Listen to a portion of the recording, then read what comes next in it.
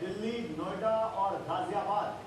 ये बताता है कि कैसे दिल्ली हो या दिल्ली के आसपास एनसीआर का इलाका इस भूकंप के बाद लोगों में कितनी दहशत रही और उसके बाद कैसे वो आ गए अपने घरों से बाहर, सीढ़ियों से उतरकर जो हाई राइज में रहते हैं या जो ऐसे घरों में रहते हैं वो भी बाहर आ गए और उनमें ये डर था कि ये भूकंप कहीं दोबारा तो नहीं आएगा। इस भूकंप ने वाकई लोगों को काफी डराया और उसके बाद की तस्वीरें, 3 तस्वीरें हम आपको दिखा रहे हैं क्योंकि एक महीने के अंदर ये तीसरा भूकंप है, इसलिए चिंता बढ़ाता है। अब हम और एक्सपर्ट से बात करेंगे तो आपके सामने और तथ्य रख पाएंगे। हम कोशिश करेंगे कि आपके सामने इस बारे में और जानकारी रखें कि आखिर इस भूकंप का असली कारण क्या है। जमीन के अंदर जो प्लेट्स हैं उनके टकराने की वजह से अक्सर भूकंप आते हैं, ये कहा जाता है। लेकिन इतनी जल्दी और इतने कम समय के इतनी कम समय की जो अवधि है उसके बाद वो भूकंप का आना, बार बार आना, ये जरूर डराता है, ये जरूर जहन में दहशत पैदा करता है और ये सवाल उठाता है कि आखिर ये भूकंप इतनी जल्दी क्यों आ रहे हैं।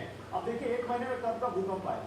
एक 3 अक्टूबर को आया था, यानी आज से ठीक 1 महीने पहले, जिसकी तीव्रता 6.2 थी।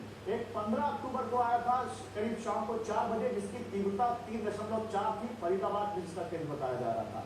लेकिन एक जो आज आया है 3 नवंबर को, उसकी तीव्रता 6.4 है और 6.4 के इस भूकंप की सबसे खतरनाक बात यह रही कि इसके झटके करीब 40 सेकंड तक महसूस किए गए, काफी देर तक महसूस किए गए। दिल्ली, यूपी, हरियाणा, उत्तराखंड, बिहार, आसपास के राज्यों में भूकंप के झटके, यानी आप कह सकते हैं कि नेपाल के आसपास का जो देश का इलाका है, वो जो हिमालयन बेल्ट है, वो जम्मू कश्मीर से लेकर नीचे बिहार तक ये उत्तर भारत का जो इलाका है, वहां पर ये झटके काफी महसूस किए गए और उसके बाद हर जगह लोग कुछ इस तरह से बाहर, अपने घरों के बाहर आ गए।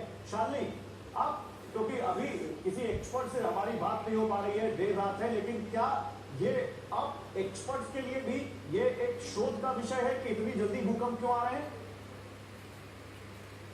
देखिए गौरव, आपको मैं बताऊं, मेरी इससे पहले तमाम एक्सपर्ट से बात होती रही है, तो वो लगातार इस बात को लेकर तसल्ली देते हैं लोगों को कि ये जो टेक्टोनिक जो प्लेट्स हैं जो खिसकती हैं, जो कहा कहते हैं कि ये जो छोटे छोटे भूकंप आते हैं, खासतौर से उन्होंने कहा कि दिल्ली या इसके जो आसपास का जो इलाका है वो उसको भूकंप नहीं कह सकते कि इतना तेज झटका कभी आएगा, लेकिन नेपाल के चूंकि पास होने की वजह से झटका ज्यादा तेज आ रहा है, क्योंकि 6.4 का जो ये तीव्रता है। तो उनका ये कहना है कि ये जो टेक्टोनिक प्लेट जब खिसकती रहती है, जिसकी वजह से बड़े खतरा जो हो सकता है उससे बचे रहते हैं कहीं ना कहीं, क्योंकि प्लेट्स तो खिसकती है, तो वो किस वक्त कम या ज्यादा हो सकती है। लेकिन ये जो इलाका है, चूंकि ये जो हरियाणा के आसपास का जो पर्वतीय इलाका है, ये उसको बोलते हैं कि यहाँ पर भूकंप इस तरह से नहीं आएगा। भूकंप का खतरा भारत में जो कहते हैं कि ज्यादा तीव्रता का जो खतरा, जहाँ पर बिल्डिंग जिसमें दरक सकती है, वो इलाके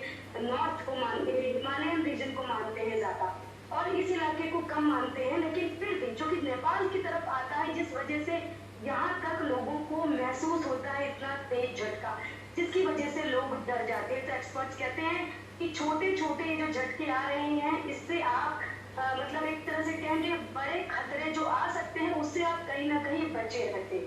ये एक्सपर्ट्स अक्सर बोलते हैं, लेकिन लोग इस बात से जरूर डरते हैं कि ये जो झटका है, कहीं ऐसा तो नहीं कि इतने से झटके से भी तमाम बार ऐसा होता है कि कुछ बिल्डिंग्स दरक जाती हैं, जो पहले से ही जर्जर होती हैं, उनकी स्थिति तो और खराब हो जाती है। तो इस वजह से इस बात को बहुत ज्यादा तसल्ली से नहीं लेना चाहिए, सुरक्षित रहना बहुत जरूरी है, इसीलिए सचेत रहेंगे तभी आप सुरक्षित रहेंगे।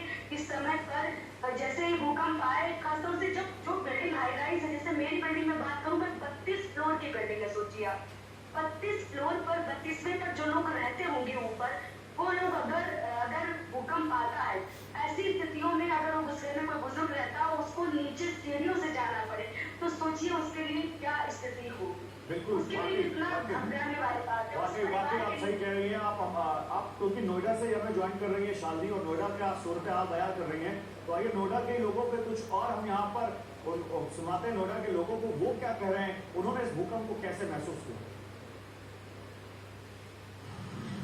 हाँ, मैं अभी ऑफिस से आया हूँ, हाथ पैर धो के मैं खाना खाने का था। जैसे अभी अच्छा लग रहा है मुझे, फील हुआ भूकंप जैसे आ रहा है, तो फिर मुझे पंखा का तरफ देखा मैंने, जब पंखा का तरफ देखा तो पंखा हिल जाता है। तो मेरा से बच्चे सो रहा था, तो बच्चे को तुरंत उठाया, नीचे से उठाया, पूरा बाहर चले। हाँ, मैं अभी ऑफिस से आया हूँ, हाथ हाथ पैर धो के मैं खाना खाने बैठा था। तो देखिए यहाँ पर लोग कहते हुए कि वो ऑफिस से आए थे और तभी उनको जैसे खाने की प्लेट पर बैठे उनको भूकंप महसूस हुआ। लेकिन ये देखिए ये भूकंप कहाँ कहाँ महसूस किया गया। जाहिर सी बात है नेपाल के आसपास का जो इलाका है उत्तराखंड, उत्तर प्रदेश